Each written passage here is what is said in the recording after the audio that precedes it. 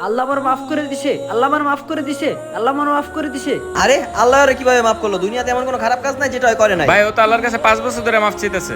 আচ্ছা চল ভাই ভাই দাঁড়াও, আল্লাহ তোমারে কিভাবে মাফ করে দিল? ভাই কিছুক্ষণ আগে, হে আল্লাহ তোমার কাছে আমি মাপ চাইতেছি, তুমি আমার মাফ করে দাও। আমি আজকে 5 বছর যাবত তোমার কাছে বসে মাপ চাইতেছি, যদি এই মরা ডালে পাতা হয় তাহলে বুঝবো তুমি আমার মাফ করে দিছো আল্লাহ।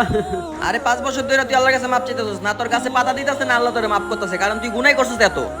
হে আল্লাহ আমি বুঝতে পারছি তুমি আমার কোনোদিন মাফ করবো না, আমি আজকে বিষকে মরে যাবো গা। হ্যাঁ, তুই কি জানোস আল্লাহ তোরে কেন মাফ করে না? কেন? তুই আল্লাহরে অস্বীকার করছিস। আমি আল্লাহর কেমনে অস্বীকার করলাম? আমি তো আল্লাহর কাছে গুনার লেগে তওবা করছি। তুই বলছিস আল্লাহ মাফ করবে না, এটা তোর শিরক হইছে। আল্লাহ বলেছেন তিনি দয়ার সাগর। এই দেখ তোর কাছে পাতা আইছে, আল্লাহ তোরে মাফ করে দিছে। আরে আমার মোরা গাছে পাতায় পড়ছে, আল্লাহ আমার মাফ করে দিছে, আল্লাহ আমার মাফ করে দিছে। ভিডিও ভালো লাগলে কমেন্টে মাশাআল্লাহ বলবেন।